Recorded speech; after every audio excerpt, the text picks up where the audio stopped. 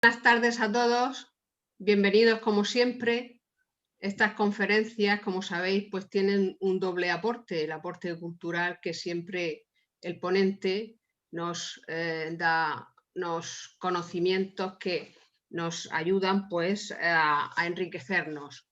Y luego, por otro lado, pues es la forma de vernos ahora mismo ante esta situación que tenemos, que no hay otro remedio que hacer este tipo de conferencias. Pues para mí son muy satisfactorias, por lo que os comento, no solo como socios y amigos de aquí, de Murcia, sino que podemos saber a compañeros de otras delegaciones. Pues esta tarde, como ya sabéis, tenemos a Ignacio José García Zapata, que nos va a ilustrar sobre cómo se puede comprender la realidad social a través del estudio del patrimonio histórico-artístico. Es la primera vez que nos da una conferencia y por eso voy a dar unas breves pinceladas de él. Él es de Murcia, aunque está trabajando en el Departamento de Historia de Arte de la Universidad de Granada como profesor ayudante doctor. Es doctor en Historia del Arte por la Universidad de Murcia y también está doctorado por la Universidad de Bolonia en Arte Visive, Performative e Mediali, que me perdonen los italianos. Y por otra parte, bueno, pues esta actividad docente la comparte también con una actividad de investigación y actividad de investigación pues que le ha llevado a concretarla en diversas publicaciones. Tiene artículos de revistas que no voy a nombrar porque si no nos extendemos. También ha hecho diversas monografías y digamos que sus principales líneas de investigación son las artes decorativas y suntuarias y las artes decorativas de la primera mitad del siglo XX. También ha actuado como secretario y como ponente pues, en múltiples congresos, seminarios, encuentros científicos nacionales, etcétera, etcétera, e internacionales. Actualmente esas líneas de investigación las desarrolla en contacto con la Universidad de Bolonia y con la Universidad de Murcia.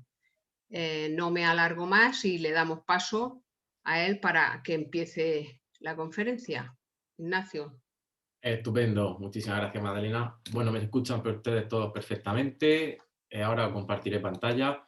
Bueno, en primer lugar, darte las gracias por la presentación, Madalena, y agradeceros a todos, a la asociación, a la Delegación de Murcia, a la Asociación Nacional, pues la invitación que me habéis hecho esta tarde un poco para estar aquí con vosotros compartiendo este rato, y más en la situación en la que estamos, pues se agradecen esta compañía y el poder hablar un distendido con buenas personas y buenos amigos. También me gustaría felicitar, he estado hojeando estos días pasados la web de la asociación, y me gustaría felicitaros porque creo que hacéis una labor de difusión, de divulgación, del conocimiento que, sinceramente, me vais a permitir, no suele ser habitual en España, en vinculación con el arte, vinculación con la cultura, con el patrimonio y demás. Sí que es verdad que cada vez nos encontramos más casos, más este tipo de asociaciones, pero no suelen ser habituales. Por tanto, pues sí que os doy las gracias y me parece que tiene un mérito importante vuestra labor, sobre todo pues eso, de difusión, de divulgación y demás, porque solo conociendo se puede proteger aquello que nos interesa. En este caso, vosotros tenéis la temática centrada un poco en castillos, fortalezas y demás, pero bueno, en general hablaríamos del patrimonio. Dicho esto, sí que es cierto, como ha dicho Magdalena, un poco que mi línea principal de investigación son las artes decorativas y suntuarias. Pero para que veáis un poco cómo son las cosas, cómo nos reconducimos todos, eh, esta conferencia, es decir, que no vamos a estar ahí castillo con castillo y castillo con castillo, vamos a verlo desde otra perspectiva. Me lleva a reformular un poco las primeras clases que doy siempre en el primero de grado, tanto de Historia del Arte como en el grado de Historia en la Universidad de Granada, o cuando estaba en la Universidad de Murcia anteriormente como becario, hace ya algunos años. Y esas primeras clases de introducción, o de esas primeras clases de llegada, de recepción a los alumnos de ambos grados, y que, bueno, pues me planteé a darles una visión diferente. Pero fíjense de dónde viene todo. Cuando empecé a hacer mi tesis doctoral, tanto, bueno, las dos a la vez, porque las hice las dos al mismo tiempo, la de Bolonia y la de Murcia, eh, y yo me centraba en la platería, pues cuando estaba con mis directores hablando, teníamos dos opciones, ¿no? Seguir el esquema habitual de una tesis en historia del arte que se centraba un poco en el estudio sistemático de pieza tras pieza en cuestiones técnicas, formales, y hacer eso, o darle una vuelta y buscar otro enfoque que cada vez está mucho más en práctica y es más habitual ya desde hace algunos años, ¿no? Que era darle un sentido mucho más social, mucho más amplio a esa lectura artística, quizá ya un poco desfasada, por supuesto, que siempre tiene que estar acompañando los trabajos, pero queríamos darle una vuelta, ¿no? a la platería, que es a lo que yo me dedico, ¿no? Y pues, nos fuimos más a ver la función, las tipologías, el significado, etcétera, etcétera. De ahí que siempre cuando empiezo, como digo, en estas clases, y sobre todo en la asignatura de vocabulario y tipología, y en otra asignatura que había aquí en Murcia, que era de Historia del Arte como hecho cultural, empiece siempre preguntándonos a los alumnos que qué consideran ellos que es la historia del arte, qué consideran ellos que es este campo de estudio, para luego formular, ¿no?, otra pregunta que es cómo enseñamos la historia del arte. Evidentemente, me llevo una decepción en gran medida, porque mi experiencia corta, pero como docente ya algunos años, veo que los alumnos y los chicos que llegan a primero, me da igual del grado en el que sean de los que os he comentado, pues tienen una formación, permítanme la palabra, un poco decepcionantes cuestiones de patrimonio, ¿de acuerdo? Es un poco la línea que yo voy a llevar esta tarde, poniéndolo con casos, veremos algún castillo, no os preocupéis, con algunos casos. Me preocupa, eso es algo que me preocupa, es una cuestión que siempre me ha despertado cierto interés, por qué no hay esa conciencia de patrimonio entre los jóvenes que llegan a la universidad y que encima de todo hacen historia del arte o que hacen historia, que es que deberían de tenerla incluso más agudizada que cualquier otro chicos que llegan a la carrera. Y claro, yo por eso en estos primeros compases de la asignatura me gusta, voy a compartir la pantalla si os parece. No me deja compartir pantalla porque me dice que hay otra persona compartiendo. No sé si me pueden habilitar. Pensaba que había sido tú. Por eso no me gusta habilitarla. Ya está. Ya la puedes compartir. Ahí. ¿Ahora veis el cartel? Sí. Perfecto. Estupendo. Bien, bueno, decía que en estas primeras clases a mí me gusta incidir mucho en la idea de que los estudiantes, los nuevos alumnos, tienen que dejar atrás la idea de que la historia del arte es una simple sucesión de estilos, como podemos venir a los castillos y hablar de una sucesión de castillos en base a su época, y tenemos que ver qué hay más allá, ¿no? Está muy bien que sepamos las características estilísticas del gótico, del renacimiento, del barroco, del neoclasicismo, el arte actual, pero eso tiene que ir acompañado de un trabajo teórico, intelectual, detrás de todo eso, que para mí, sin duda alguna, es incluso mucho más importante. Y yo creo que caer en esa sucesión de estilos es un completo error, porque da una formación, da una visión que considero negativa.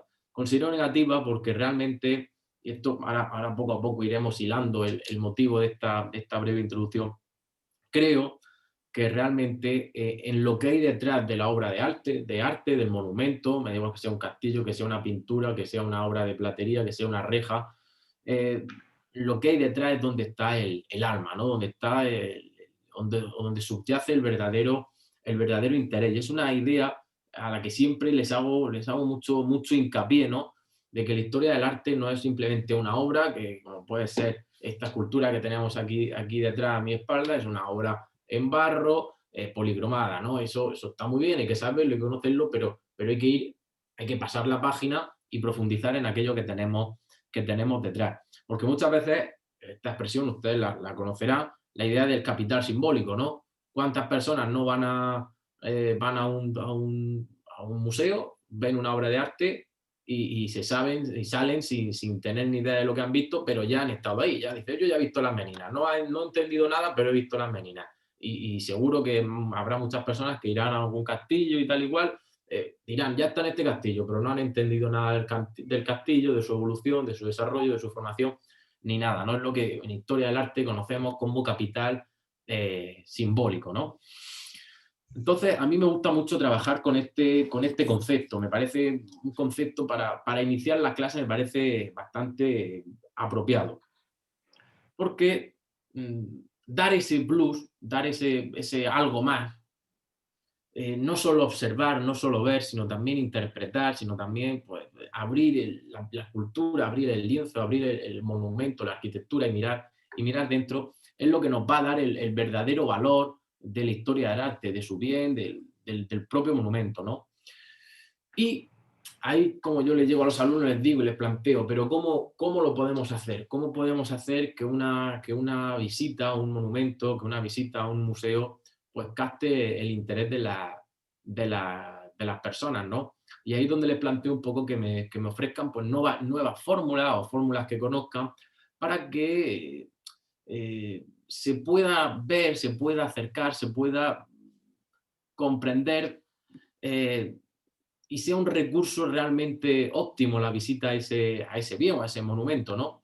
Y, pues, por ejemplo, una que está muy vinculada al tema de los castillos y demás, pues son, permitirme, las cuestiones de las recreaciones, ¿no? Las recreaciones son muy habituales, pero es un tema controvertido. Yo no sé, luego si quieren ustedes en tiempo de debate podemos debatir al respecto, ¿no? Las recreaciones son una de las más recurrentes formas que usan mis alumnos en esas primeras clases para decirme una nueva forma de acercarse al patrimonio. Pero claro, como digo, son un tema controvertido, ¿no? Son habituales especialmente en castillos y demás. Por ejemplo, me viene a la cabeza el castillo de Alhama, que todos ustedes, bueno, toda la gente que sea de Murcia supongo que conocerá. Luego veremos alguna imagen más del castillo de Alhama. Sí que es cierto que cuando hay una visita así con este tipo de recreaciones, pues no me podrán negar que aumentan, se disparan las visitas. Pero claro, ahí me surgen algún grupo de alumnos que me dice que si esto es banalizar el arte, banalizar la cultura y que no les parece bien. Entonces, bueno, pues al final acaba habiendo como dos bloques, los que a unos les parecen bien, a otros les parecen mal. Y yo siempre les digo, ¿no? Digo, no es ni bien ni mal. Digo, lo que tenemos que hacer es adaptar nuestras visitas en función del público y del carácter que tiene el público que visita el monumento, que visita el bien. Si tenemos un público que son personas formadas, que son investigadores de tal sitio, de tal universidad, que son expertos o conocidos o quieren un nivel de explicación más complejo, pues se le hace una visita de este tipo. Pero por otro lado, si tenemos quizás, sin menospreciar a nadie, pues familias con niños que pues no tienen un acercamiento habitual al patrimonio histórico-artístico, quizá estas recreaciones u otro tipo de medios sean las fórmulas, no digo que sean las fórmulas perfectas, pero sí uno de los medios más idóneos para acercarnos a ellos, ¿no? Claro, aquí me dicen, claro, es que entonces nos quitan trabajo. Digo, no, bueno, es que vosotros tenéis que darle esa formación a los recreadores, tenéis que darle ese conocimiento para que ellos hagan lo que vosotros creáis que tienen que hacer, ¿no? Y digo todo ello porque solo así, solo a través de estos medios, vamos a poder pasar de historia del arte al patrimonio. Porque el patrimonio es mucho más, ¿no? Y el patrimonio en este sentido es donde a mí me gusta llegar con esta primera introducción, ¿no? El patrimonio tiene un sentido mucho más de propiedad, de pertenencia, de identificación. Mientras que la historia del arte se queda como la ciencia que estudia, el patrimonio sí que es ya una palabra más amplia que abarca toda la sociedad y que, como digo, nos lleva a esa propiedad, a esa pertenencia, a esa identificación, ¿no? A ese reconocimiento por parte de la sociedad, por parte de una localidad, por parte de sus habitantes, por parte de un pueblo, una comunidad, una nación, un grupo de personas. Y solo con ese reconocimiento, solo a través de que se sienten conocedores y que comprendan a través de estas visitas, porque a través de visitas técnicas quizás no lo hubieran hecho, vamos a poder conseguir que el pueblo o la sociedad en general pueda ver con buenos ojos, en primer lugar, una defensa del patrimonio, de su protección y de su catalogación, y por supuesto, en segundo lugar, pues de su mantenimiento y de su restauración. Es decir, que comprenda bien que tienen que destinarse una serie de fondos económicos, una serie de partidas de sus impuestos a que el patrimonio se mantenga en unas condiciones óptimas, ¿no? Ahí donde hablaríamos, pues esa comprensión lleva a una inversión respetada por la sociedad y demandada por la propia sociedad, ¿no? Y esa es la idea sobre la que yo me gusta mucho trabajar en estas primeras clases, ¿no? Familias no habitualmente cercanas a las cuestiones de patrimonio, a las cuales les vamos a acercar ese patrimonio de una forma nueva, de una forma más novedosa, más atrayente, para que se identifiquen con él, para que lo comprendan, lo respeten, lo defiendan y lo apoyen, ¿no? Se sumen a la causa de su defensa, porque si un problema tenemos en España, evidentemente cada vez menos con las leyes de patrimonio y demás, pues todo el daño que se le ha hecho a nuestro patrimonio y que aún hoy, por mucho que queramos decir que estamos avanzados y por muchas leyes que haya, sigue estando muy amenazado, y luego pondré también algún caso, ¿no? Todo esto porque, ¿por qué lo digo? Porque al final, volviendo un poco al principio, lo que me encuentro cuando llegan los chicos a primer curso es que saben decirme perfectamente las partes de un templo griego, por ejemplo, o las partes de un castillo, me saben decir, se llama así, así, asado, pero no me saben decir su función, no me saben decir el sentido que tenía, ¿no? Y eso es algo que considero más, yo por lo menos en mi asignatura creo que es más importante. Bien, por tanto, la idea sería hacer tangible lo intangible. Ese es un poco el resumen final, ¿no? Despertar mayor interés, ¿no? Y en este sentido, obviamente, la arquitectura tiene mucho que decir, ¿no? Y a esto me refería un poco con el desconocimiento, ¿no? Pasa el desconocimiento y nos encontramos estas cosas. Edificios importantes de principios del siglo XX que, bueno, pues los destrozan literalmente no hace muchas décadas, ¿no?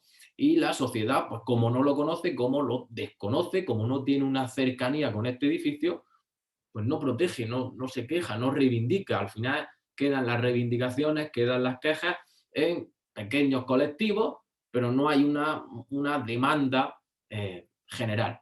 Decía que en este sentido, bueno, aquí hay otro ejemplo, el famoso ejemplo de los paraguas de la gasolinera de Repsol. O sea, ejemplos lo hay muchos, incluso en cuestiones de castillos, ustedes sabrán mejor incluso del que tienen en la pantalla. Y como decía, evidentemente, las visitas, quizá como la fórmula más, o por lo menos más amena y muy didáctica para que los niños y no tan niños puedan conocer ese patrimonio. Pero como decía, en este sentido, la arquitectura, y podemos hablar de castillos, como podríamos hablar de catedrales o de grandes templos o grandes edificios civiles, pues ahí tiene un plus, ahí tiene una ventaja con respecto a la escultura, con respecto a la pintura, con respecto al patrimonio mueble, ¿no? Porque la arquitectura, al fin y al cabo, la cuestión de espacio, la arquitectura lo principal es la creación de un espacio, ¿no? El espacio al final es la clave porque el espacio domina al hombre, el espacio nos hace un poco sentirnos inferiores o sentirnos a veces pues anonadados por la grandeza de grandes castillos, por su situación y demás. Y quizá, pues insisto, las visitas a estos monumentos se erigen como la mejor forma posible para que pues, familias, personas cualquiera, puedan a través de este conocimiento descubrir la historia de su territorio a través de los siglos, ¿no? Y es aquí donde vamos a ese concepto de historia del arte como hecho cultural. De hecho, una asignatura en la Universidad de Murcia se llamaba así, ¿no? Historia del arte como hecho cultural, que dejaba atrás, esto lo vemos muy bien en las publicaciones que se realizaban hasta hace 15, 20 años.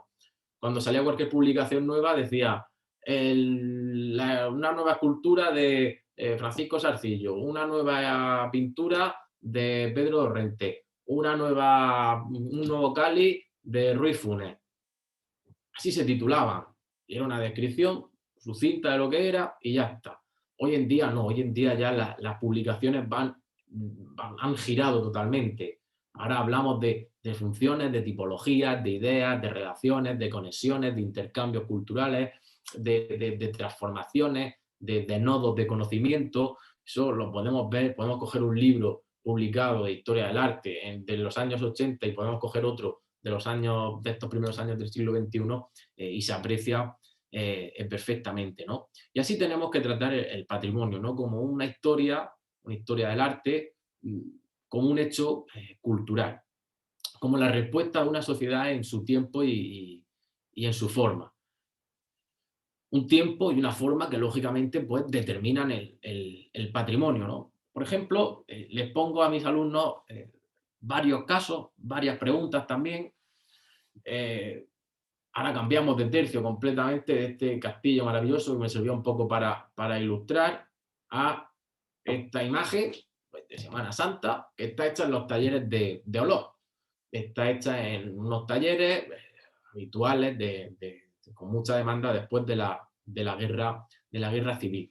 Y yo les pregunto a mis alumnos, ¿no? Si una procesión es patrimonio intangible con imágenes de Olot, o si para que sea patrimonio intangible tiene que tener una imagen del mejor artista, ¿no? O también les hago una segunda pregunta. Si el flamenco aspira, o fue declarado hace poco, ¿no? Es patrimonio también, pero puede estar bien o mal interpretado. Digo, ojo, ¿qué es lo que pasa? En base a si la escultura es de un mejor artista o no, ya no es patrimonio, en base a si el flamenco está mejor interpretado o no, ya no es patrimonio. Y es ahí donde vamos a otro concepto, ¿no? El del elitismo artístico, que es un concepto que tenemos un poco con el que debemos luchar y que debemos de erradicar. La idea clave a la que llego siempre es a la contextualización de nuestro patrimonio histórico en dos sentidos, en dos líneas. Una primera línea como contexto histórico pasado, originario en el que se aborda el bien y todas aquellas fases pues, que han conformado su continuidad histórica hasta la actualidad. ¿Me vale cualquier monumento? Nos podemos poner otra vez un ejemplo de un castillo o cualquier otro bien. Desde un punto de vista social, político, económico, militar, religioso, me valen cualquier aspecto. Y un segundo punto de vista, una segunda línea, como contexto humano, ¿no? Presente en el que los bienes culturales pues, son aprehendidos con H intercalada, ¿no? Y reconocidos por la sociedad. Una sociedad que va a exigir, una vez que se ha sentido perteneciente de ese bien, mecanismos e instrumentos para conectar, integrar esos bienes en la vida presente, en la vida del ciudadano del siglo XXI. En definitiva, dos dimensiones que nos van a remitir a lo que consideramos, esto lo traigo un poco de unas conclusiones, unas ideas del profesor Castillo, también de la Universidad de Granada, dos dimensiones que nos remiten a la esencia del patrimonio histórico, que no es otra que la del propio hombre, ya que nuestro patrimonio histórico no es más que el conjunto, abro comillas, de bienes materiales e inmateriales relacionados con la actividad del hombre a lo largo de la historia, los cuales pues disponen de significados para los ciudadanos actuales, los cuales van a exigir esa protección. Una visión novedosa, que es una visión antropocéntrica del patrimonio histórico artístico, que es una definición que hoy en día, en los últimos años, se está empezando a poner, digamos, muy de moda, ¿no? Luego, por romper, siempre les pongo un poco unos ejemplos, cuatro o cinco ejemplos. Siempre incido también en la idea de perdonarme que recurra siempre a lo que hago con mis alumnos por llevar un poco una guía. Siempre incido en la idea de que el arte no es arte por arte, de que el arte es una herramienta, les digo así de claro, digo, es una herramienta política, religiosa, social, económica, de movimientos incluso actuales, y nosotros tenemos que desentrañar eso junto al análisis, digamos, técnico y más formal. Pongo siempre 4 o 5 ejemplos. El último que he incluido ha sido estos monumentos que se están repartiendo por todas las capitales andaluzas. El aplauso, ¿no? Realizado en mármol de Macael, por cierto, que está muy vinculado a la historia del sur de España y especialmente de la provincia, de la comunidad andaluza, y que será el único testimonio, si sabemos analizarlo de aquí a 200 años, que nos recuerde, en cierto modo, que aquí, cuando hubo una pandemia, pues la gente, en una forma de unión, podemos llamarla espiritual, podemos denominarla como queramos, pues salían a hacer esos aplausos y ese colectivo unido, hermanado, o como queramos decirlo. Por tanto, tenemos ahí un símbolo que puede ser un recurso social, un recurso didáctico, y que nos servirá para formar en patrimonio, en conocimiento a las familias venideras. Y por otro lado, pues les pongo este otro ejemplo. Discúlpeme que mire hacia el lado, que es donde tengo aquí la otra pantalla conectada con la imagen. Este otro ejemplo que siempre les llama mucho más la atención, ¿no? Es una obra, Support, de Lorenzo King, que se encuentra en Venecia y que nos viene a hacer una reflexión sobre el medio ambiente, sobre el cambio climático, sobre el inexorable paso del tiempo, de lo que va a suceder en Venecia una vez que sucumban directamente a la fuerza del agua por el cambio climático, ¿no? Luego les pongo otro más interesante. Les enseño estas 2 fotografías, a ver si alguien me sabe un poco decir qué es lo que pasa en estas 2 fotografías. Realmente nadie suele acertar, porque además solo lo he podido hacer la prueba en un par de ocasiones. Bueno, tenemos la escultura habitual, Perseo, corta la cabeza de la medusa, y ahora tenemos una última obra de hace un par de años en la cual se han cambiado los papeles. Es la medusa la que corta la cabeza de Perseo. Bueno, pues es una reinterpretación del mito para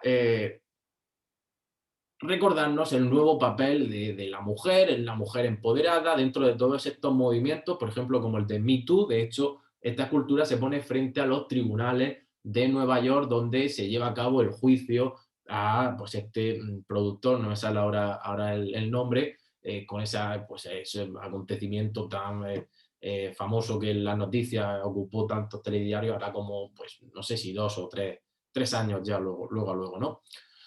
Otro ejemplo que les pongo, este monumento, a ver si alguien lo conoce, tampoco suelen conocerlo, porque quiero escapar un poco siempre de los monumentos habituales.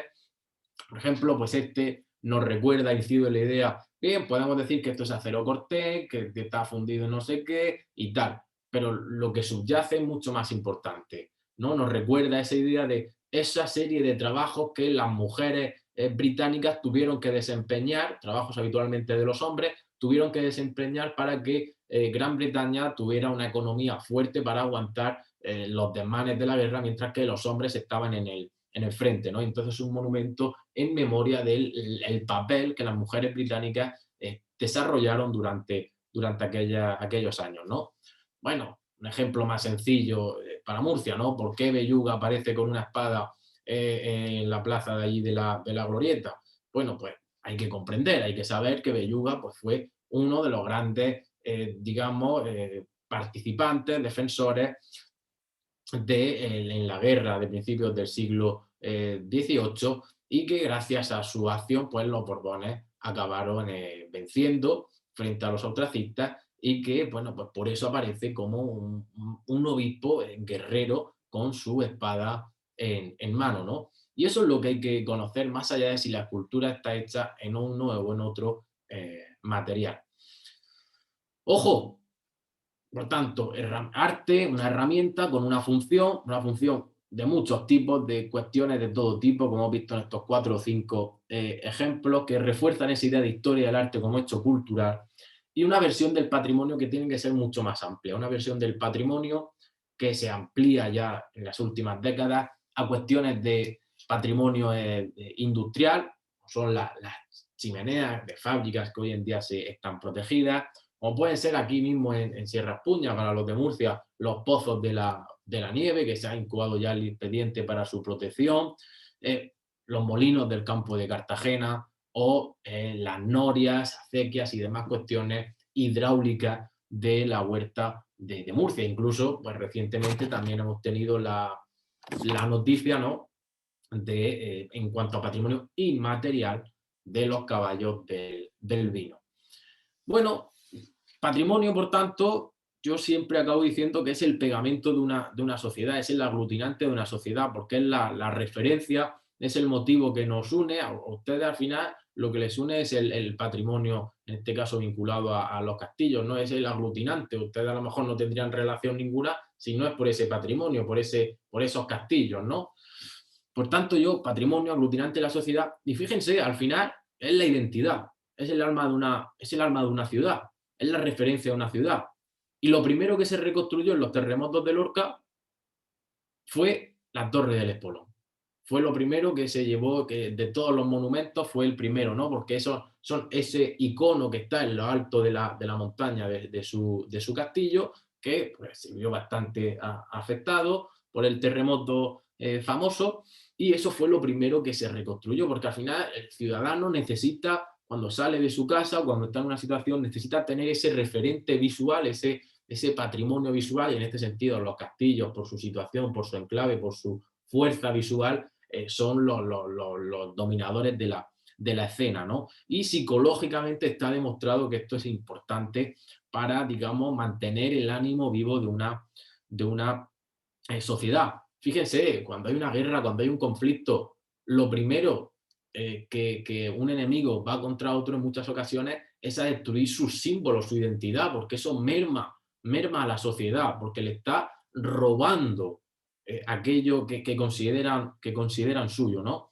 Y no hay nada más identitario, por tanto, que el patrimonio, especialmente arquitectónico, especialmente pues, catedrales y castillos, fortalezas, fundamentalmente. Yo recuerdo, ¿no? Mi padre siempre decía, yo me siento en casa cuando veo el castillo ya a lo lejos llegando por la carretera, ¿no? Y así es, muchas personas todavía siguen usando esa referencia, ¿no? Al final es el icono, es el referente, ¿no? Y si pensamos en una ciudad, pensamos en cualquier pueblo, al final lo primero que nos viene a la mente es esa referencia visual, ¿no? Pensamos en Lorca, nos viene el castillo de Lorca, pensamos en Alhama mismo, nos viene de Alhama, pensamos en Aledo, nos recuerda a su torre, o en el ámbito regional, pero podríamos ampliarlo a cualquier otra provincia o comunidad de nuestro país. Pues, por ejemplo, bueno, aquí estaría el caso de Lorca, si nos vamos a Granada, pues el famoso mirador. Además, esta foto la hice hace un par de días, con las nieves últimas caídas, pues ¿qué lugar más famoso que el mirador de la Alhambra para tener? Ustedes imagínense que desapareciese la Alhambra, esto mete a los granadinos en un vacío, en un algo existencial, ¿no? Nadie concibe estar en el mirador de San Nicolás y que la Alhambra no esté ahí delante. Que por cierto, y por eso es importante que la familia, en este caso Granada, pues está muy, muy vinculada a la Alhambra, pero es importante que reconozcan ese patrimonio a través de las fórmulas que ya hemos dicho al principio, pueden ser recreaciones u otro tipo de visitas, para que lo defiendan, para que se movilicen, por ejemplo, como está pasando hoy. Esta mañana teníamos un consejo de departamento en el cual pues hemos emitido una nota desfavorable al paseo de Romaila, que se quiere hacer en la parte baja, exactamente por donde está yendo mi flechita, y que va a amenazar, va a destruir y va a invadir los jardines protegidos también de los bosques de la Alhambra, ¿no? Y nosotros, como Departamento de Historia del Arte, pues emitiremos una nota desfavorable a este proyecto que atenta completamente contra el bien. Pero de nada sirve que un departamento de historia del arte, de nada sirve que una asociación, de nada sirve que un colectivo cualquiera haga una reivindicación, una queja, si esa no es colectiva, si esa no es una queja que realmente tenga el peso de toda la sociedad. Porque además, muchas veces las administraciones usan para este tipo de intervenciones en cuestiones de patrimonio y demás, siempre recurren a lo mismo. Hacen falta más espacios peatonales, hacen falta más espacios verdes, hacen falta más espacios juegos infantiles. Recurrimos a la naturaleza, recurrimos a los niños, pero eso estará muy bien. Pero si esto es un bien, hay que protegerlo. No porque sea para hacer un parque para los niños, tenemos que desvirtuar y fastidiar al bien, ¿de acuerdo? Bueno, como decía, pues la arquitectura es lo que más nos ayuda para promover entre las personas esa conciencia, ¿no? Esa mirada hacia esa realidad social en la que viven, en la que han estado su familia, en la que se desarrolla su vida, ¿no? Y nos ayudan a comprender, perdón, pues esa evolución o ese desarrollo histórico, ¿no? También vuelvo a decir lo mismo, los edificios arquitectónicos pues son un mejor vestigio, un mejor elemento, una herramienta más buena para hacer todo ello mejor que una pintura, mejor que una escultura. Me viene a la cabeza la Catedral de Almería, ¿no? Esa catedral con forma casi de fortaleza, ¿no? Y que, bueno, pues si sabemos identificarla, sabemos apreciarla, podríamos entender que esa forma tiene un sentido de, pues, evidentemente, defensivo contra esas continuas amenazas, llegadas de piratas berberiscos que amenazaban el puerto de Almería. De hecho, ningún obispo quería ir a Almería porque ir a Almería era como ir al destierro, ¿no? Que no es la única, hay algún caso más como la de Tui, pero con esta concepción la de Almería es muy singular, ¿no? Y nos sirve para comprender la realidad social de esa Almería del siglo XVI. Bueno, ¿qué les voy a decir? Bueno, antes de... no me ha salido, un segundo que ponga una foto que no me ha salido.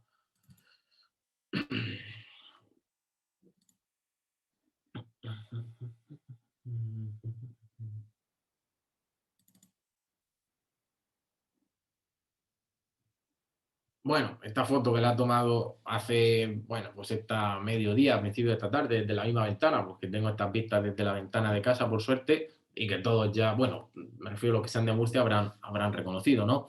El Castillo de Alhama, ¿no? Castillo de Alhama, que ahora mismo se encuentra pues en esa fase, hace poco que le han dado el 1,5 cultural para terminar su restauración, y que se encuentra pues en esa fase de restauración y demás, más acertada o menos acertada, ahora lo podemos comentar brevemente, ¿no?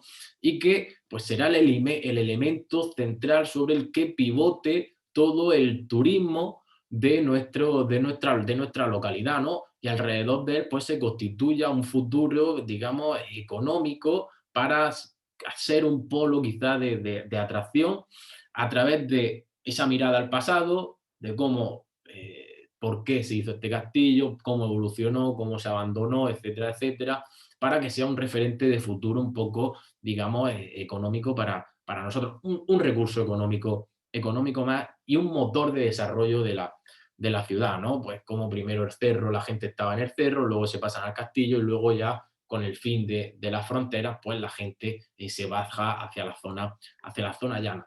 Pero, insisto, si la sociedad alameña no se acerca a este bien de una forma, digamos, amena, agradable, que a ellos les llame la atención, más que una visita en la cual se diga, oye, es que estos son muros de la mampostería tal, con recubiertos de cal, con aquí hay un ladrillo de no sé qué, aquí hay una fila de cuestiones técnicas que a la gente le aburren soberanamente. La gente lo que quiere es saber qué pasó en ese castillo, cuándo lo asediaron, cuántos hombres había, si hubo alguna lucha, si no, cómo vivían, cómo estaban, cómo hacían sus necesidades. A la gente le interesa, digamos, todas esas cuestiones. Y si a través de esas cuestiones, sin vulgarizarlas, sin banalizarlas y combinándolas con cuestiones realmente serias, ellos van a sentirse identificados y propietarios de ese bien, luego podrán defenderlo y ir al tema de la restauración. Correcta, incorrecta, defender si se ha hecho bien, criticar si se ha hecho mal. Bueno, aquí ya saben ustedes en el tema de Alhama, y seguro que los que hay amigos de aquí de la región de Murcia, pues se acerca a la restauración de este castillo, yo ahí ya, pues luego podríamos hablar tranquilamente, pero bueno, pues tiene sus más y sus menos, ¿no? Porque, bueno, sí, me voy a atrever a decirlo, ¿no? Sí que es verdad que el alameño siempre el castillo, pero luego cuando subo la restauración y que puede tener cuestiones controvertidas, pues realmente nadie se quejó, ¿no? Y eso es lo triste, que al final lo conocen, bueno, saben que está allí. Una cosa es saber que está allí encima de la montaña y otra es conocerlo, que es diferente, ¿no? Qué decirles también de otro ejemplo, perdón, de otro, de otro ejemplo mucho más, a ver si cierro aquí un segundo. ¿Qué decirles de otro ejemplo? Pues que ahora también está muy en boga aquí en la región de Murcia, el famoso castillo de Monteagudo, ¿no? Y que nos serviría pues para hacer ese punto, digamos, neurálgico también del patrimonio de Murcia y de toda su huerta, de cara pues, a una futura explotación como un recurso económico, social, turístico, cultural, en todos los sentidos, y que realmente pues, necesita una atención ya seria, rigurosa, por expertos que lo conozcan y que se ponga a servicio del ciudadano, ¿no? Un ciudadano que, salvo colectivos concretos, pues que no reclama que esto esté en condiciones, ¿no? Se nos llena mucho la boca con el Rey Lobo, con Ismael Danís y con la taifa de Murcia y tal, pero tampoco hacemos mucho por mantener los vestigios de esa época, ¿no? Y yo, pues, sí que es cierto que veo con cierta envidia, sobre todo cuando voy a Italia, donde suelo ir con asiduidad, cómo allí, pues, hay una mayor conciencia, ¿no? Hay allí una mayor conciencia. Y cuando voy a los chicos del grado en historia, en este caso, sí que les pregunto, ¿no? Para usar recursos que a ellos les sirvan para enseñar historia a los chicos de instituto o de bachiller o demás. Digo, ¿cómo trazarían ustedes qué cogerían de referente para, digamos, de alguna forma, eh, enseñar la historia de Europa o más bien de los estados pontificios de la península itálica en el Trecento, ¿no? Que ya saben ustedes que está muy marcada por esa disputa entre la Iglesia, exiliada al papado en Aviñón, y los tiranos de la península itálica que se hacen con casi todo el control de los estados pontificios, ¿no? ¿Y qué nos ayuda a comprender esa realidad social concreta, de ese lugar concreto? Pues yo me voy a una serie de castillos, siempre de fortalezas, castillos, lugares exclusivamente impresionantes, que son los castillos del cardenal Albornoz, de Don Gil de Albornoz. Bueno, Don Gil de Albornoz, para el que no lo sepa, fue, digamos, la figura clave o es el personaje histórico más importante en Europa durante aquel siglo XIV. Europa le debe muchísimo a esta persona. Si fuese norteamericano tendría 300 películas. Como era español, pues no tiene ninguna, ¿no? Pero bueno, es el famoso obispo que está al frente en la batalla del Salado, al sur de España, y fruto pues, de ese prestigio militar que tiene como arzobispo primado de España, arzobispo de Toledo, es requerido por el papado para que emprenda una primera legacía, luego tendrá que llevar a cabo otra segunda legacía y reconquiste para la Iglesia, para los estados pontificios, pues todos los territorios que los tiranos habían usurpado en el centro norte de Italia, como los Visconti milaneses, ¿no? Por dar alguna nota más sobre este personaje Albornoz, pues las constituciones egedianas, que son un régimen de leyes jurídicos que casi que ha estado hasta hace apenas unas décadas vigentes en muchos lugares. O sea, es uno de los personajes, y si quieren leer una biografía de alguna persona realmente interesante medieval y que marca el devenir de la Europa de aquel siglo XIV y de todo lo que sucede posteriormente, lean a la biografía del cardenal Albornoz, de un español que merece una atención más de la que hay. Y como digo, hace una serie de castillos que yo les digo a mis alumnos, que son los vertebradores de esa unión de los estados pontificios y que son los que permiten esa vuelta del papado a Aviñón, a través del sentido y de la función que tienen pues esta serie de castillos, ¿no? Y siempre les pongo el ejemplo de la roca de Spoleto, que es el que tenemos en pantalla. Es una construcción magna, impresionante, una mole, vamos, impresionante, ¿no? Esta roca, bueno, pues construida, como digo, pues en esos años de los años 58, 60, 70, de aquel 1300, Spoleto hasta entonces había sido una ciudad vinculada al papado, pero que se había rebelado en varias ocasiones, hasta que finalmente llega Albornoz, pone orden y queda sujeta al Estado pontificio, ¿no? Bueno, Albornoz se había comprometido a no destruye la roca, el castillo que había antes, para evitar esta serie de rebeliones, y se había comprometido a no hacer ninguna otra fortificación, pero evidentemente no duda en levantar esta fortificación tan interesante para consolidar pues ese dominio del papado en este punto clave de Spoleto, que pues ya aquí no se sitúa, pues estaríamos hablando del centro, por encima de Roma, del centro de la península itálica, ¿no? Y hacer un baluarte defensivo central en este territorio. Pero ojo, no solo un edificio con un papel estratégico, funcional, militar, sino también con un edificio que fuera, a su vez, residencia principesca para el Papa y para sus legados. Y ya nos mete en esa idea de esos palacios tan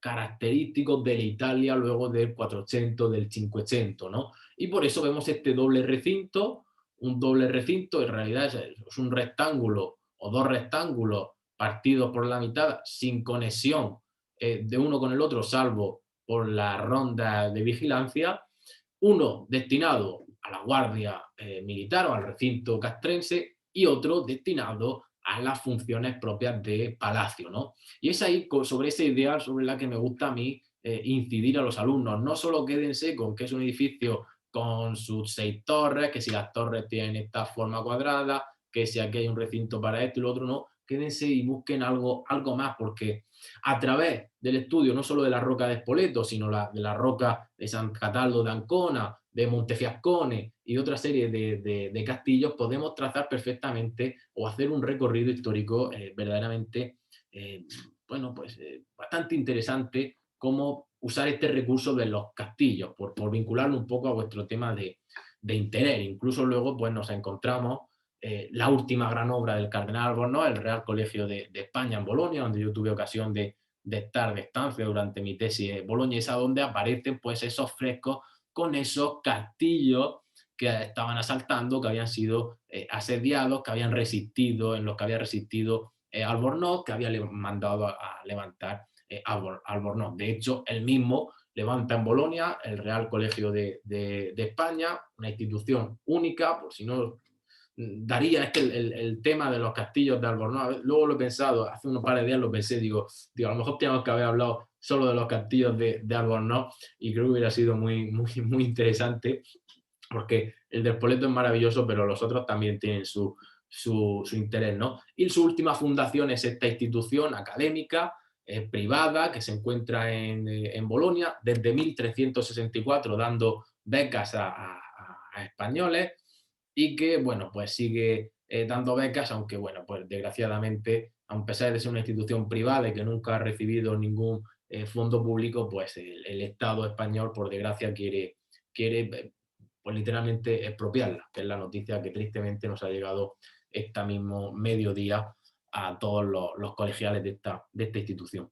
Dejando esto de lado, sí que tenemos que investigar para conocer, para difundir, con credibilidad. Yo siempre les digo a mis alumnos con credibilidad, sin sensacionalismo hacia el patrimonio, porque podemos encontrarnos a veces colectivos, y voy a citar un caso, no sé si conocéis a Auermoor, que hace unas semanas publicó o reclamó que se recuperase todo el patrimonio murciano que estaba fuera de la región. Eso es un error absoluto, por eso es un desconocimiento de la historia. Habrá piezas que se puedan reclamar, pero hay otras piezas que fueron vendidas legalmente, y hay otras piezas, como en los pendones de la guerra, que los franceses no ganan en Zaragoza, y como no ganan, pues evidentemente se hacen con esos pendones y se los llevan a París, y por eso están allí. O sea que hay que tener mucho cuidado cuando hablamos de patrimonio, no caer en el sensacionalismo y en creernos que todo es nuestro, que el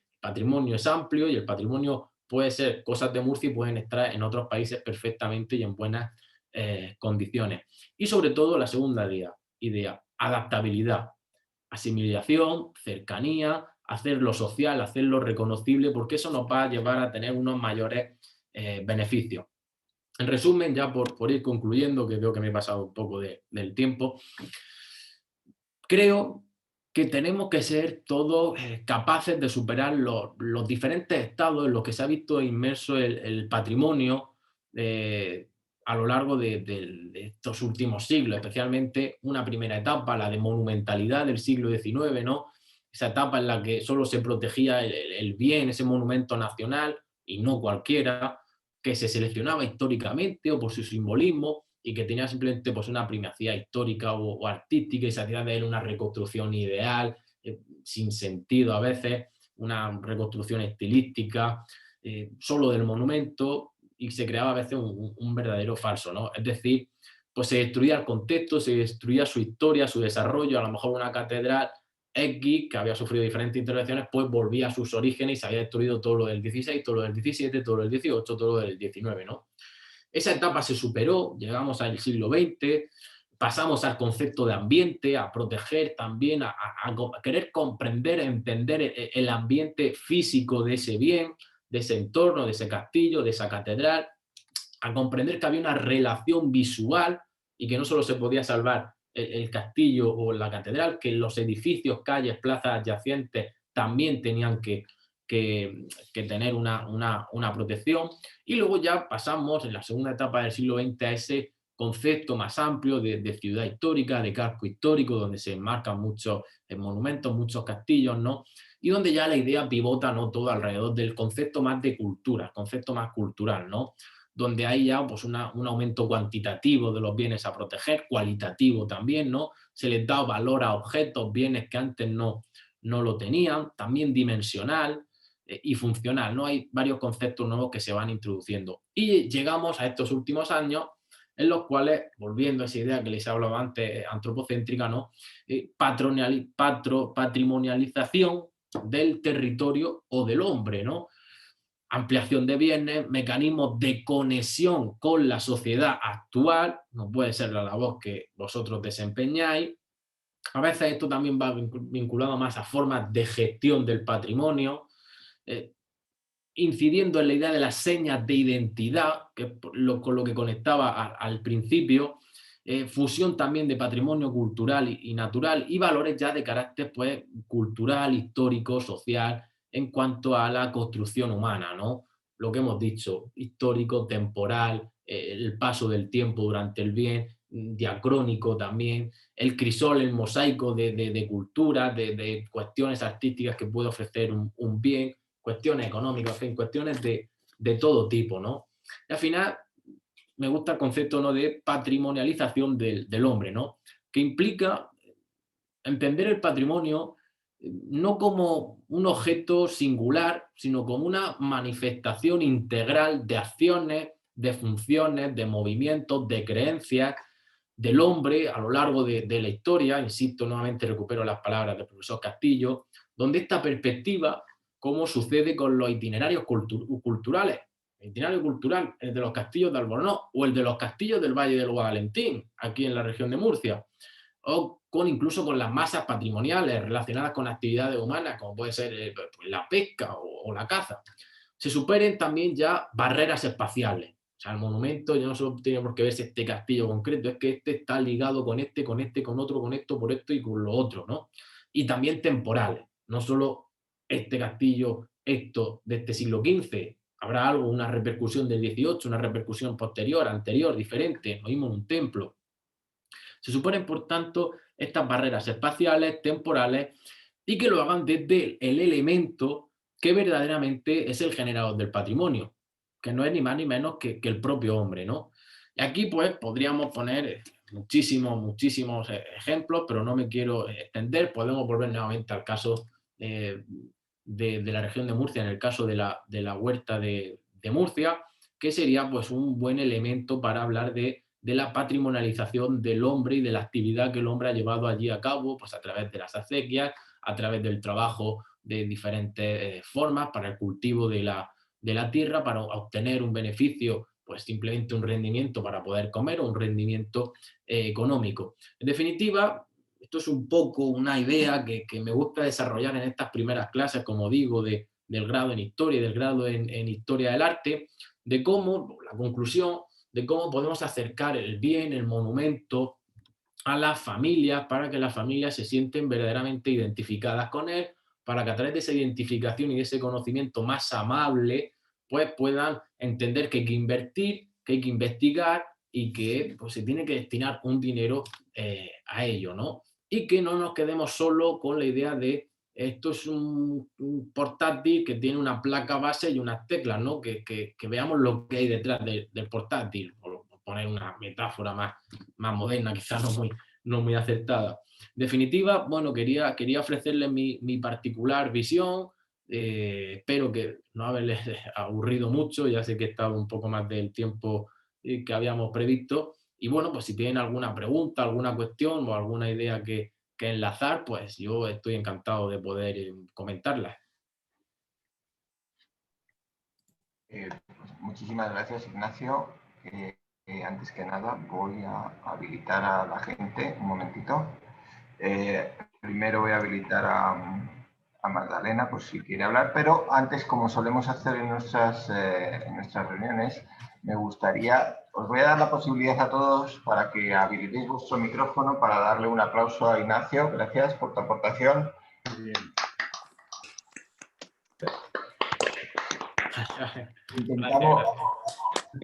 Intentamos hacerlo lo más cercano a una conferencia. Adelante, Magdalena. Un aplauso virtual, Nacho, es lo que te podemos dar ahora. Os lo agradezco. Ha sido una conferencia muy ilustrativa, como ya me esperaba, visto desde ese punto de vista. El patrimonio histórico, pues realmente yo estaba pensando, cuando estabas hablando, que es un poco la labor que hacemos nosotros, es decir, ¿qué es lo que hace nuestra asociación? Pues una de nuestras, digamos, metas o funciones es que los ciudadanos conozcan este patrimonio. Y claro, como tú bien has dicho, si lo conocemos, pues lo cuidamos y haciendo fuerza todos unidos, intentamos que se ponga en valor y que realmente pues consigan ilustrarnos sobre lo que es nuestra historia y lo que es nuestra identidad realmente. Entonces, pues la verdad es que está muy en consonancia con lo que pues nuestra asociación persigue. Por lo menos nosotros desde aquí, desde la delegación, sabes qué es lo que estamos haciendo continuamente, si ves cuáles son nuestras actividades. Y también pues desde el resto de las delegaciones, allí donde se encuentran. Por eso cuando vi esta posibilidad de esta conferencia, pues me pareció muy interesante y por eso te he pedido que la des. A mí personalmente me ha gustado mucho y bueno, pues no sé, de momento, como decía alguien, parece ser que no se ha ido nadie, que no hemos quedado todos hasta el último momento, lo cual es una buena señal. Es una buena señal. Exactamente. Bueno, Entonces, Magdalena, pues, te doy las gracias. Yo, gracias como decía al principio, he estado ojeando vuestras actividades y demás, y creo que es elogiable, ¿no?, el papel que desempeñáis, porque, insisto nuevamente, no suele ser habitual este tipo de asociaciones en España, y no solo como un grupo de personas que, permítanme la expresión, van de viaje a ver esto y esto, sino también la agenda intensa que lleváis de actividades, de conferencias, de cursos, ¿no?, que eso me parece un valor añadido realmente extraordinario, y para esa divulgación científica que es pertinente y necesaria. Así que yo os felicito a vosotros porque me parece que merecéis realmente mi aplauso. Gracias siempre. Pues nada, yo creo que ya puede intervenir si tiene alguna intervención o alguna pregunta para Nacho. Ahora que lo tenemos aquí, podemos aprovechar. Pues sí, muchísimas gracias, Ignacio, por tu conferencia conceptual y necesaria a la hora de ver el patrimonio, porque el patrimonio muchas veces creemos que es solamente un objeto, pero es más allá, es identitario, ¿no? Es interesante ese concepto. Hay que tener mucho cuidado, y es algo que siempre digo, porque también tenemos que ser protectores del patrimonio, también con la identidad que se le quiere dar, porque a veces en la sociedad en la que estamos el patrimonio se quiere convertir en un elemento de explotación económica y de desarrollo de actividades económicas que a veces es contraproducente con la misma actividad. Muy interesante lo que comentabas sobre esas recreaciones históricas, de las que, por cierto, en nuestro boletín tenemos a la asociación que hemos permitido en nuestro castillo, en el Castillo de Todos, que haga recreaciones históricas en el Castillo de Villafuerte de Deva.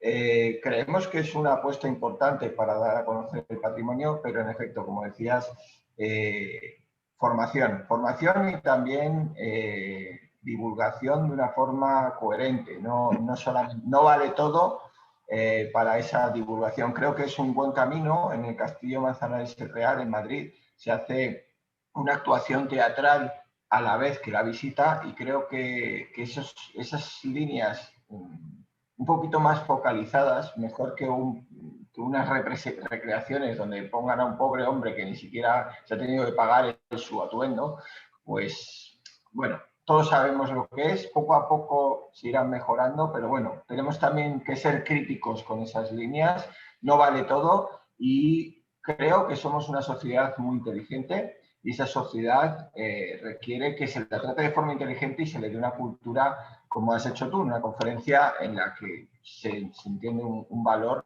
y un conocimiento hacia ese patrimonio. Pero bueno, dicho esto, tenemos una pregunta, esto es una disertación, la típica, donde Pilar Barraca me ha pedido por un mensaje privado que haga una pregunta, que es: ¿qué opinas del tratamiento dado al Maristán de Granada y la polémica desatada en la prensa? Bueno, ¿Sí? yo Ay, pero ¿me escucháis? ¿Me escucháis? Sí, ay, perdón. Bueno, cuestiones de patrimonio, y es que quería enlazar, perdona, antes de nada, con una cosa que has dicho antes, porque no quiero que se me olvide. Y ya destapo un poco aquí la caja de Pandora. Cuando has hablado del equilibrio entre economía y el patrimonio en sí. Y claro, aquí lanzo yo una cuestión. Estamos ahora, como tiene que ser así, que el patrimonio tiene que ser accesible, que tiene que ser posible y visitable para todo el mundo. Pero esa accesibilidad debe permitir que un bien patrimonial incluya a lo mejor rampas, que incluya a lo mejor barandillas o elementos que realmente no forman parte de ese bien para que todo el mundo pueda visitarlo, teniendo en cuenta que hay que hacer lo posible, pero a veces estamos por intentar hacerlo lo más accesible, lo estamos amenazando, introduciendo cuestiones que no deben de introducirse, o que al menos no las sabemos introducir correctamente, ¿no? Y luego, con respecto, me ha preguntado repíteme la pregunta, por favor. Sí.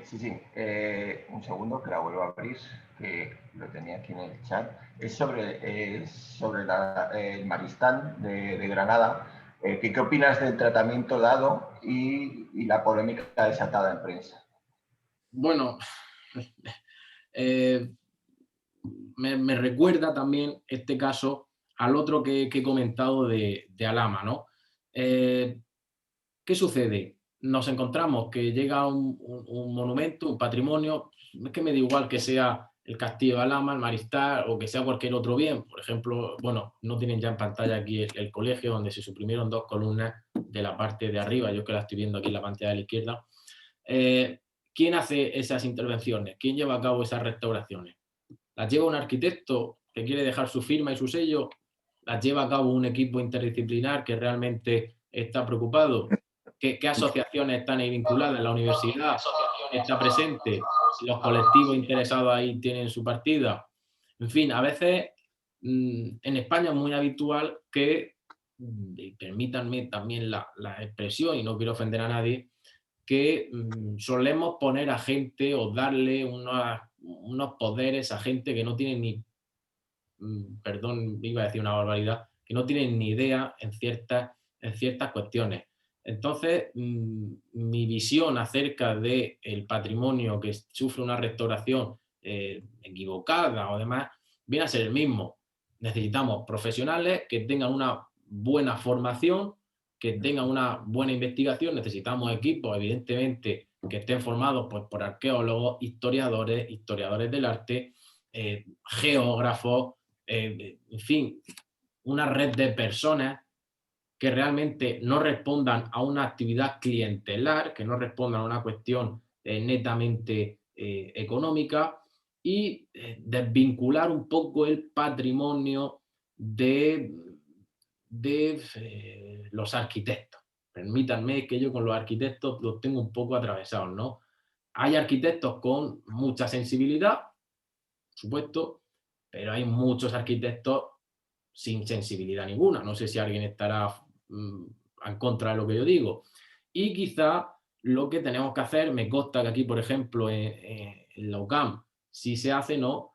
La formación de arquitectos pues lleva una formación también histórico-artística, y eso es lo que tenemos que hacer. Esto hablamos también con por ejemplo, con los sacerdotes que se forman en los seminarios, que últimamente también se les ha introducido en su formación en el seminario, pues, cursos, pues, docencia en relación con el patrimonio histórico, artístico, para que ellos, cuando están en una parroquia, tengan un conocimiento y puedan actuar acorde con ese patrimonio, ¿no? Y lo mismo me recuerda a los arquitectos.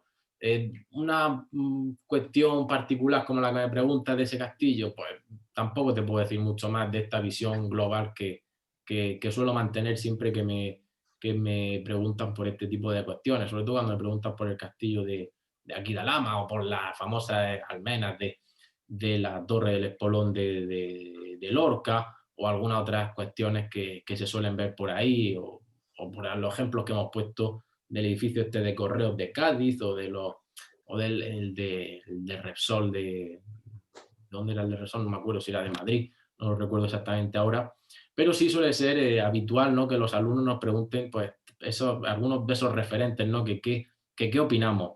Y yo no me voy nunca a una opinión concreta, sino a una opinión más general, que debe de servir de marco para que estas cosas no se repitan. Os ponía el caso del paseo este de Romaila también en Granada. Hay bueno, una pasarela, no pongo aquí la foto, pero es una pasarela que atenta directamente contra el bosque de la Alhambra, ¿no? Y la opinión que ha dado el departamento es una opinión, pues como la que he hecho yo, una opinión genérica. No se puede amenazar un bien. No puede ser que no haya historiadores del arte en esa intervención que se va a hacer en un patrimonio. Es que no se entiende, es como si se va a hacer una operación y no hay un médico en esa operación. Pues lo que pasa es que el patrimonio se expone muchas veces a que sea entendido por todo, y todo el mundo puede hablar de patrimonio y todo el mundo puede hablar de arte, que eso está muy bien, pero a veces también hay que tener ahí un colectivo formado y que lo sepa mantener, ¿no? Y si esa sociedad está formada, pues actuaciones negligentes o poco acertadas pues podrán ser denunciadas, paradas a tiempo, cuando no echadas atrás antes de que suceda. No sé si he respondido, me he ido muy a lo genérico, pero bueno, pues un poco hacer esa respuesta. Sí, conociendo a Pilar, que es que además estuvimos trabajando en el Ministerio de Cultura y demás, y estuvimos en una mesa redonda precisamente sobre el tema del patrimonio, pues quería, me imagino, que incidir un poco en qué ha pasado y cuál ha sido el problema con la prensa específicamente. Bueno, recordemos que la prensa, ya sabemos que la prensa recibe financiación de las administraciones públicas y demás, o sea que también, en fin, bueno, me reservo mi opinión acerca del papel de la prensa en muchas de estas cuestiones, gracias por otro lado a que, bueno, existen otras herramientas hoy en día para difundir noticias, ¿no? Que quizás si hubieran existido hace 50 años, cuando por ejemplo se tiraban los baños árabes de Murcia y demás, pues no hubieran pasado, ¿no? Pero bueno, eso es una opinión personal. ¿Me permitís? Sí. Guillermo, ¿quién habla? Soy el padre de Guillermo, que me he enganchado. Qué bueno, ¿cómo me alegra? Mira, a raíz de lo que estáis diciendo del arquitecto, de los arquitectos, porque yo soy aparejador, con lo cual los arquitectos los tengo un poquito más en tu línea, ¿vale? Igual que pasa con patrimonio, que los arquitectos son arquitectos, pero en las escuelas, en las facultades, ahora que llaman, no son, son genéricos. Luego que hay arquitectos especialistas en ciertos temas. Hay estructuristas, hay en cimentaciones, y en patrimonio hay lo que hay.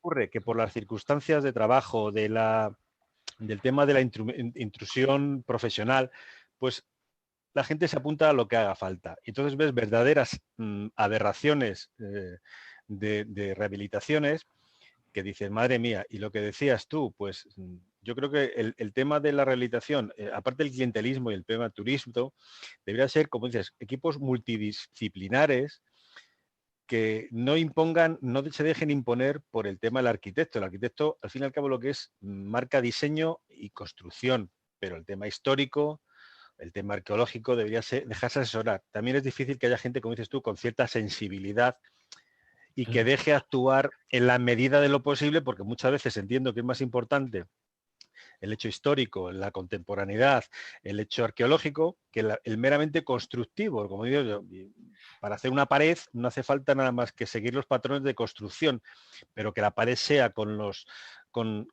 patrones históricos, eso ya no lo puede ser un arquitecto. El arquitecto puede saber mucho de cementos, de cal viva, de morteros, pero el hecho histórico, el contexto arqueológico, pues debería ser así. ¿Qué ocurre? Como dices tú, el clientelismo, el tema turístico, hay que sacar beneficio, hay que justificar todo y hay que sacarle productividad al asunto.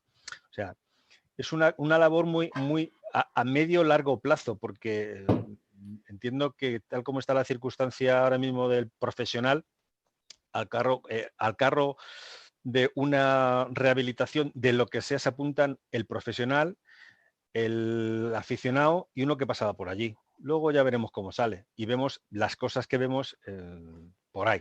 O sea, hormigones con mamposterías, cosas, aluminios cerrando fachadas, o sea, burradas de estas. Pero yo Yo, perdón, voy a romper, siendo arqueólogo, voy a romper una flecha por los arquitectos. Y no Bueno, tanto sí, hay de todo, hay de todo. Yo digo que hay de todo. No tanto como tú dices por los arquitectos en sí, sino por la formación que reciben. Claro. Y por las escuelas de arquitectura, al final, lo sé por varios arquitectos que además trabajan en la junta directiva y que son, Sí, y sí. que además es algo muy interesante, pero el problema que tenemos en patrimonio es que al final el arquitecto es la figura principal y responsable principal. Exactamente. Seguro. Entonces, Sí, sí. finalmente, el problema que hay, que no es comunitaria, donde la Superintendencia de Arqueología refleja eso, estudia eso, y donde además los arquitectos italianos, por desgracia, no tienen la formación que en España realmente son, por un lado van los calcolatori, por otro lado arquitectos de diseño, que son muy diferentes. O sea, no es como aquí que está vinculado el estudio de estructuras con la arquitectura. A lo que voy es, creo que sí hay que meterles el dedo en el ojo a los arquitectos porque son los máximos responsables, pero también en el sentido de que la propia sociedad tiene que obligar a estos equipos a trabajar en conjunto, ¿no? La administración, que es la que tiene que poner las bases de la actuación. ¿Sabes? Sí. Lo que también dudo es que muchas veces las bases de la actuación por parte de la administración las haga gente que sea competente y que sepa lo que tiene entre manos. ¿Sabes? Eso es otra. Claro. Aquí Pilar salta como parte. Para adelante. Bueno, antes de que Ignacio conteste, yo la pregunta que hacía del Maristán era un poco precisamente por una frase que ha comentado antes, y es que el patrimonio, determinado tipo de patrimonio, estamos hablando de un patrimonio más que monumental, histórico, ¿no? Y ha enlazado muy bien la parte histórica y su concepción social en un momento determinado, ¿no? Forma parte de la identidad. Y esto también está un poco en relación, bueno, pues un poco de lo que comentábamos con el tema del boletín y de lo que supone la reconstrucción o no reconstrucción ya al margen, digamos, de la actividad propia del arquitecto en sí mismo o de la administración autorizando o dejando de autorizar o sentando una serie de bases para una actuación concreta. Aquí lo que hablamos ahora es de la pervivencia de determinados elementos arquitectónicos, inmuebles, algunos de los cuales están en ruinas, como es el caso del Maristán de Granada, y cuya, digamos, cuya reconstrucción no se efectúa por un afán purista, muy relacionado pues a lo mejor con normativas que a mi juicio pues son un poco demasiado tradicionales, cuando estamos viendo que en Europa entera, por ejemplo, se reconstruyen edificios enteros y muy bien documentados, evidentemente, y se reconstruyen y eso permite que la sociedad pueda acudir a ellos, pueda acceder a ellos y pueda, digamos, recrearse en lo que debió ser su historia en un momento determinado. Es un poco lo que hablábamos con las diferentes vidas. Y esa es la parte que a mí me interesaba de lo de la parte del Maristán. Es decir, porque críticas a partir de las asociaciones, a partir de la sociedad en general y bueno, pues a partir de cualquiera, hay muchísimas y es muy difícil entender, como muy bien antes también ha dicho Ignacio, que todo el mundo habla de patrimonio y de lo que hay que hacer con el patrimonio, pero no todo el mundo tiene la formación necesaria para poder hacer una cosa que digamos que dé a gusto un poco de una gran mayoría, por decirlo de alguna manera. Gracias. Yo tengo un par de comentarios. El primero es, tenemos que aceptar que no todo el patrimonio es rentable. La Alhambra es rentable, ¿de acuerdo? La visitan miles de personas al día, es rentable. Pero hay monumentos que no son rentables. Si queremos ver el patrimonio como algo rentable y en base a eso nos esforzamos más o menos en su reconstrucción, pues ya partimos de un punto de vista equivocado. Hay que entender que habrá un patrimonio, que todo patrimonio tiene que ser restaurado, conservado en condiciones, y que habrá un patrimonio que nos dará más beneficios de cara a pensar en cuestiones económicas, como pueden pensar pues, los economistas de un ayuntamiento, de la comunidad o lo que sea, y otro patrimonio como puede ser una torre perdida en donde sea, que oye, que hay que mantenerla, hay que restaurarla, pero que a lo mejor pues no nos va a dar no va a tener una repercusión económica. Y eso tenemos que superar ese concepto. Y luego, cuando hablabas de lo de reconstruir pilar y demás, yo no puedo decir esto porque a veces me comen, pero yo soy de los que piensan que si sabemos perfectamente cómo es un edificio que se ha perdido, lo conocemos perfectamente, lo tenemos perfectamente documentado, eso sí, al 100%, documentado, tenemos planos, podemos hacer planos con los restos que han quedado, conocemos los materiales, conocemos el resultado final, incluso tenemos imágenes, fotografías antiguas que tal. Yo soy de los que piensan que debe de reconstruirse tal cual era, informando perfectamente a la gente de que, oye, esto era así, pero lo que están viendo ustedes es una reconstrucción hecha en el año 2020. Yo creo que hay que superar ese miedo, ¿no? Que a veces tenemos un miedo a reconstruir cosas porque es que estamos engañando, estamos haciendo un falso. Oye, pues yo prefiero que esté un falso de lo que era, que esté el solar lleno de hierbajo como estaba hace unos años el Maristán, ¿no? Yo creo que hay que, en mi opinión, creo que sí se debería de hacer esa reconstrucción, por supuesto, diciendo claramente a la gente de que esto es una reconstrucción, no es el original, pero que sigue al 100% el original, porque para tener un descampado muerto de risa, por lo menos que se vea lo que había antes. Pero esa es mi opinión, que entiendo perfectamente que no todo el mundo la comparte. Pues sí, porque precisamente es complicado, ¿eh? Es complicado porque hablamos de edificios que están muy bien, pero lo habitual es que queda poco y a veces estructuralmente compense más económicamente en la obra desmontar partes que no. Yo creo que tendría que ser un punto intermedio, donde la realidad virtual que viene permita las visitas y tenemos que ver un poco más el futuro. Evidentemente que hay cosas que hay que mostrar, pero hay otras cosas que creo que, bueno, yo soy propenso a intentar intervenir cuanto menos mejor, porque toda intervención que hagamos sobre el patrimonio es para siempre. O sea, ya lo que hagamos es muy difícil de recuperar. A no ser, bueno, son opiniones. Y lo bueno que tenemos en esto, que estamos opinando de forma libre, gente que, pues eso, que creemos que tenemos intervención, ¿no?, sobre el patrimonio. Y esto es bueno, esto es constructivo y mejor que nunca he dicho, ¿no? Constructivo en el sentido de, para eso están estas charlas, ¿no? Para intentar llegar y mostrar a todos los socios y a todo el mundo pues lo difícil que es intervenir el patrimonio, lo difícil que es conservar el patrimonio y lo difícil que es dar una divulgación coherente y buena, ¿no? Que al final pues el patrimonio es parte de todos nosotros, estamos todos aquí y es porque amamos no solamente castillos, sino todo tipo de elemento que nos identifica, ¿no? Pero bueno, podemos alargarnos muchísimo, yo creo que da Pilar para mesas redondas y demás, porque creo que es un tema a debatir. Me gusta muchas veces, sobre todo en los viajes, esos viajes que hacíamos, cuando parabais y decíais, no, es que esto lo tenían que reconstruir, lo tenían que poner para verlo bonito y ver en el paisaje. Yo os digo siempre, bueno, hasta cierto punto, yo sé que les encanta Carcassonne, ahora que lo vemos, pero igual vemos Matrera y nos asusta, o vemos otra vez y nos cuesta explicarlo, ¿no? Entonces, bueno, tenemos que entender que lo esencial es ese patrimonio del pasado y que las intervenciones que se hagan, por lo menos, que respeten ese pasado. Porque ya vimos el otro día en la mesa redonda pues que muchas veces no se respeta, ¿no?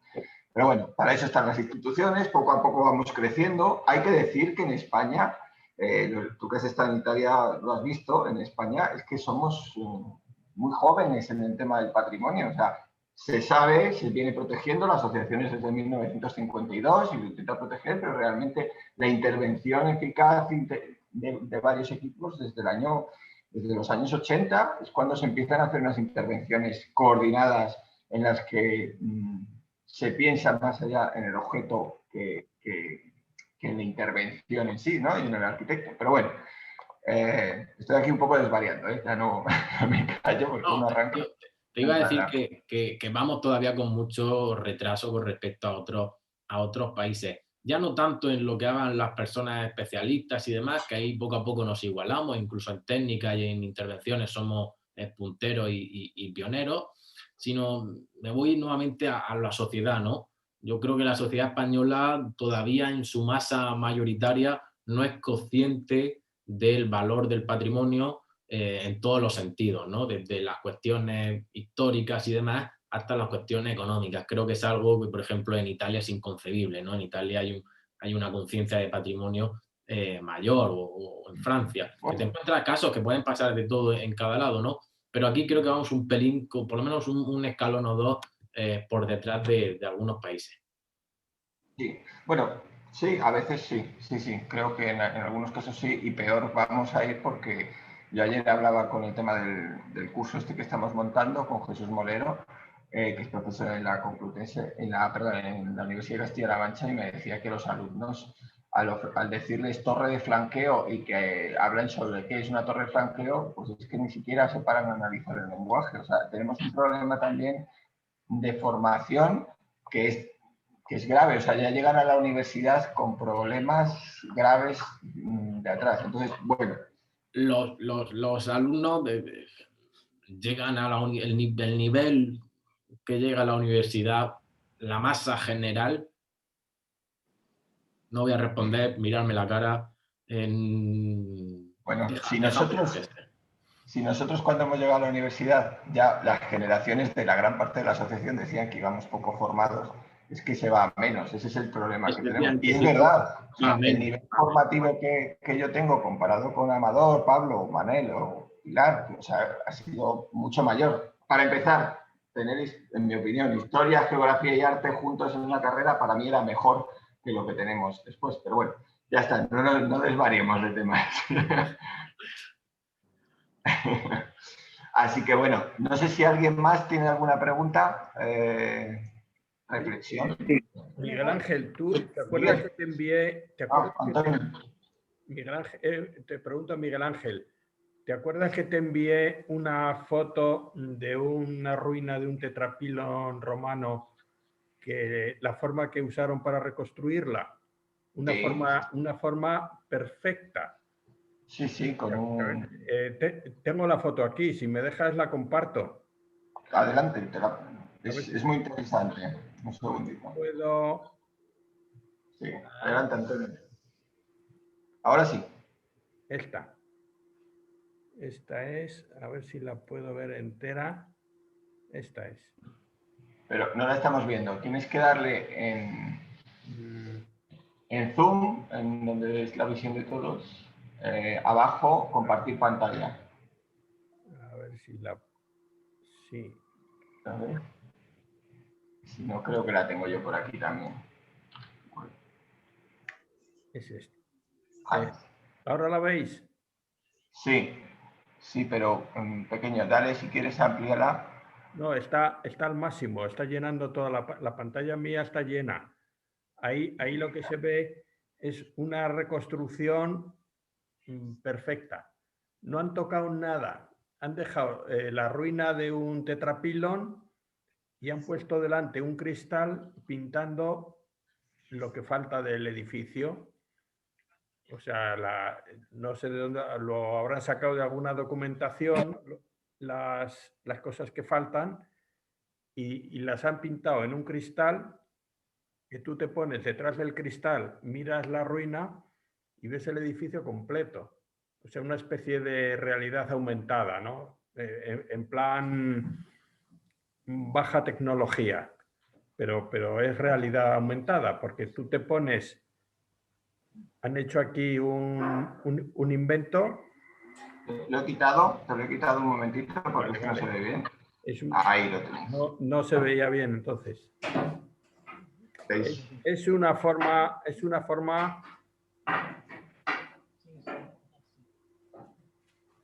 Realmente es un cristal con una serigrafía donde uno puede ver la obra. Es un cristal serigrafiado y la ruina no la tocan. O sea, no hay... Nadie mete cemento, nadie hace ninguna barrabasada, ni ningún invento raro de meter bloques de cemento en...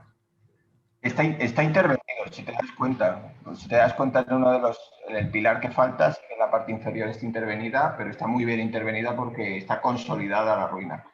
Pues bueno, aquí tenemos la solución. Sí que es verdad que luego esto, con el paso del tiempo, si no hay mantenimiento, claro. Yo he visto para Traba la Vieja bueno, de hecho en Alarcos hay algo parecido con respecto a la batalla de Alarcos, y que con el paso del tiempo, si no se tapa del sol y tal, al final se va a quedar el cristal transparente. Pero desde luego es una solución buenísima, luego lo otro es una otra solución.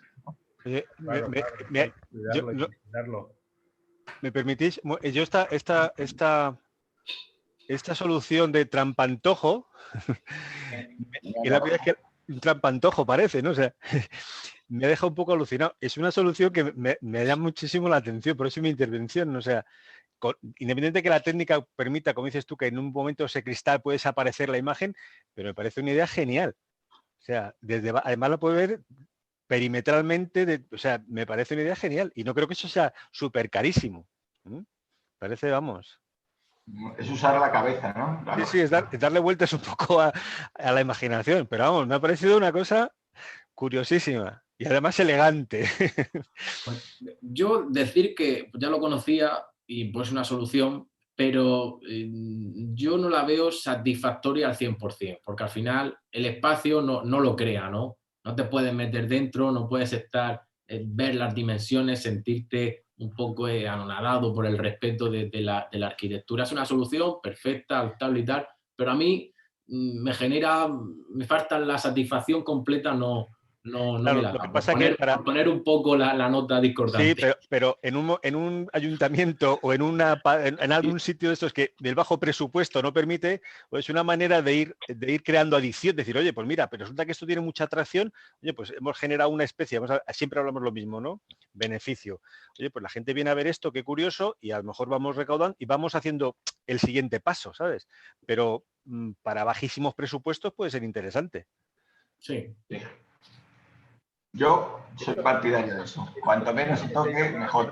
Realidad aumentada. También ese tipo de soluciones se están planteando, yo creo que se ha hecho en el Circo Romano de Tarragona, es decir, en sitios donde no solo que no se pueda reconstruir, sino que realmente gran parte de su espacio original está cubierto por edificaciones modernas, ¿no?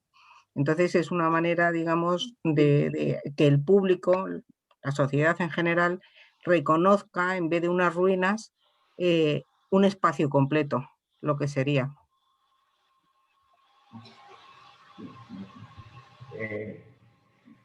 Pues muchas gracias, Antonio, por traer este ejemplo que nos lleva a debatir. Creo que Miguel, presidente de Cataluña, no quería hablar, pero bueno, no lo sé. Ahí está. Sí, bueno, sí. Felicidades por la conferencia. Tienes un método didáctico muy ameno, ¿eh? Eres muy buen profesor. Pero tú, si no he entendido mal, eres experto en orfebrería, ¿no? Sí, en platería.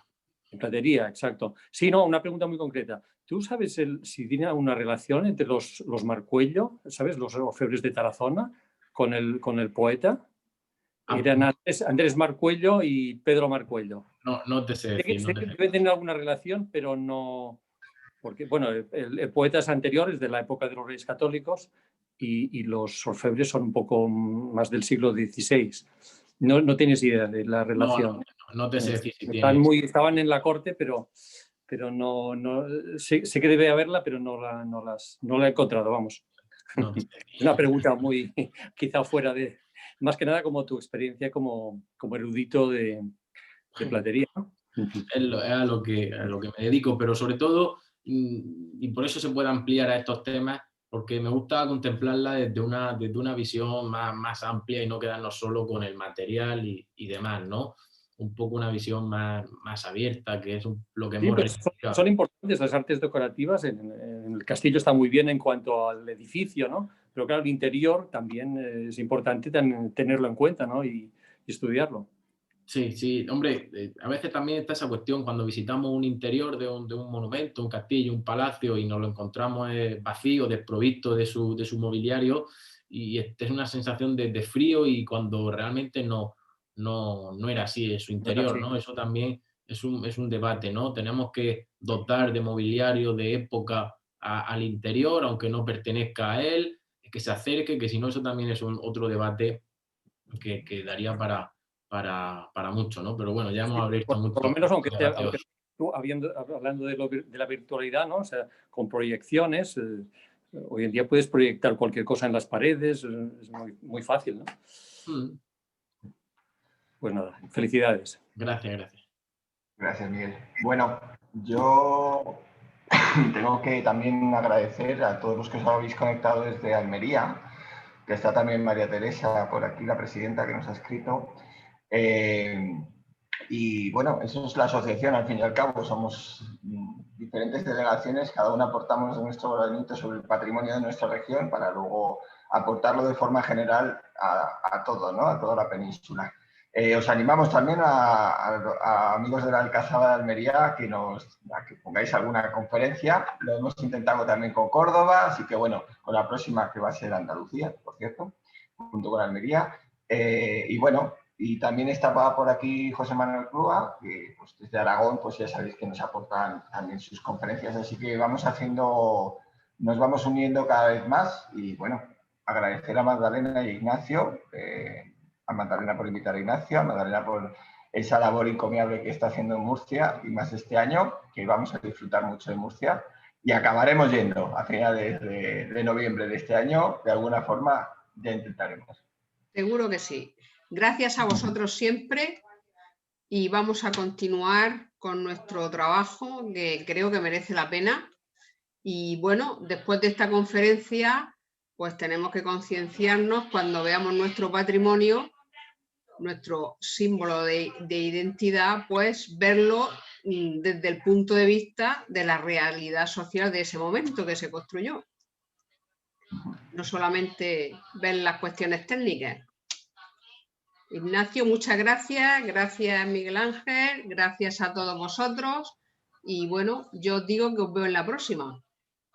Bueno, yo daros las gracias por la invitación, daros nuevamente enhorabuena por vuestro trabajo, y a ver si nos podemos ver de aquí a unos años, un tiempo, con algún otro tema, y vemos qué ha pasado al final con ese paseo de Romaila en Granada, o con el Palacio del Maristán y tal, y comentamos a ver qué ha pasado con esas intervenciones o con otras cosas que vayan surgiendo. Eso es, Ignacio. Muchas gracias por tu aportación. Miguel Ángel, nosotros tenemos una el 11 de marzo, no sé si habrá otra antes, no lo sé. Nosotros el 11 de febrero. Sí, tenemos el 11 de febrero, o sea, la semana que viene, tenemos por parte de nuestra delegación de Cataluña, estupendo. Vale, pues ya nos llega la información. De acuerdo. Evolución de la fortificación en Tortosa. Eso es, que la tenéis ya puesta anunciada en la página web y de todas formas os la mandaremos. Siempre intentamos mandarla el lunes o el martes para que la gente no se olvide, porque así llega el correo y ya, mira, lo tengo aquí y ya se acuerda. Como tenemos tantas cosas que hacer ahora y estamos tan ocupados, pues... Claro.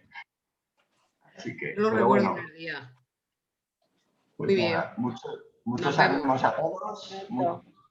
Un abrazo y nos vemos pronto. Gracias, Ignacio. Hasta luego. Gracias a todos. Adiós.